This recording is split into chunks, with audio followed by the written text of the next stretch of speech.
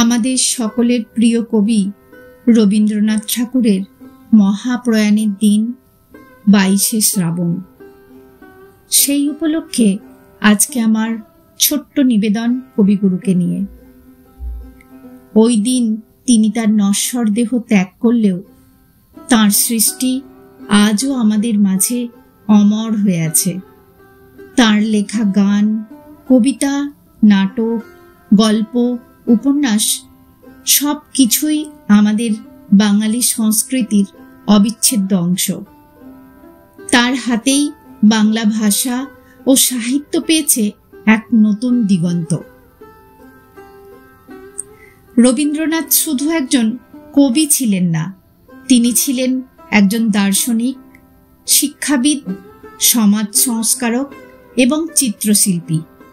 শান্তিনিকেতনে তার প্রতিষ্ঠিত বিশ্বভারতী আজও তার আদর্শ ও শিক্ষা চিন্তার উজ্জ্বল দৃষ্টান্ত।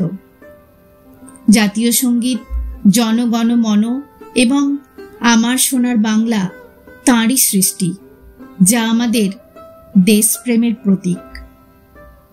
তার গান, রবীন্দ্রসঙ্গীত আমাদের আনন্দ, দুঃখ, প্রেম, বিরহ সকল অনুভূতির সাথে মিশে আছে। তার কবিতা আমাদের জীবনের প্রতিচ্ছবি। তার গল্পে আমরা খুঁজে পাই আমাদের সমাজের নানা দিক। কবিগুরু মৃত্যু নিয়ে অসংখ্য কবিতা, গান এবং লেখায় গভীর চিন্তাভাবনা প্রকাশ করেছেন। তাঁর কাছে মৃত্যু কেবল জীবনের শেষ নয়, বরং এক নতুন জীবনের শুরু, এক অসীম যাত্রার প্রবেশদ্বার। তিনি মৃত্যুকে ভয় পাননি, বরং তাকে দেখেছেন এক চিরন্তন সত্য হিসাবে, যা জীবনেরই একটি অংশ।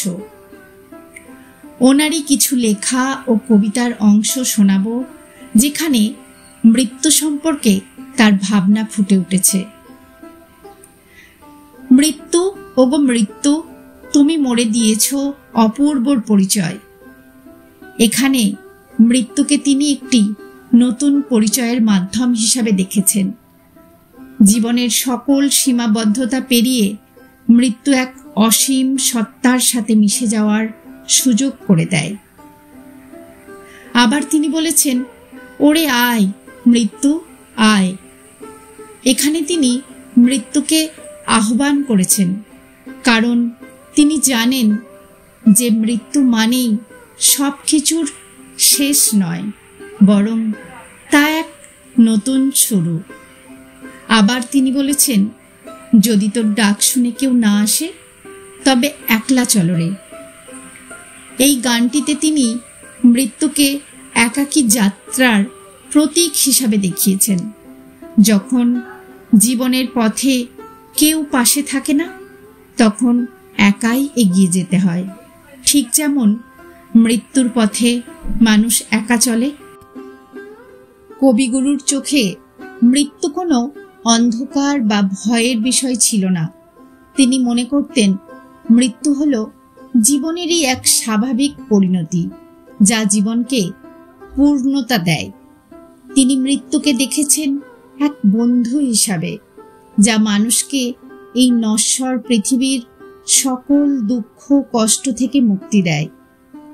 তাঁর লেখায় মৃত্যু বারবার এসেছে প্রকৃতির পরিবর্তনের রূপে, যেমন শরৎকালের মেঘ বা সন্ধ্যার সূর্য। তাঁর এই দৃষ্টিভঙ্গি আমাদের শেখায় যে মৃত্যু ভয়কে জয় করে জীবনকে পূর্ণরূপে উপভোগ করা উচিত, কারণ মৃত্যু জীবনের সমাপ্তি নয়, বরং তা এক নতুন অধ্যায়ের সূচনা। আজকের এই দিনে আমরা তার প্রয়াণে শোক প্রকাশ করার পাশাপাশি তার কর্ম ও আদর্শকে স্মরণ করি।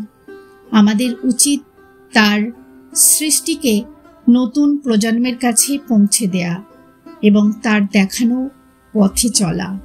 তাহলেই তার প্রতি আমাদের সত্যিকারের শ্রদ্ধা জানানো হবে।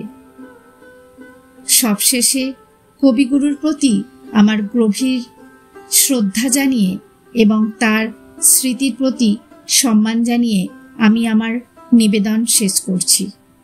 আমার আজকের নিবেদন আপনাদের কেমন লাগলো অবশ্যই কমেন্ট করে জানাবেন। ভালো লাগলে সাবস্ক্রাইব করে পাশে থাকা বেল আইকনটা অবশ্যই বাজিয়ে দেবেন। দেখা হবে পরের ভিডিওতে। সবাই ভালো থাকবেন, মুনমুনস প্যাশনের সাথে থাকবেন।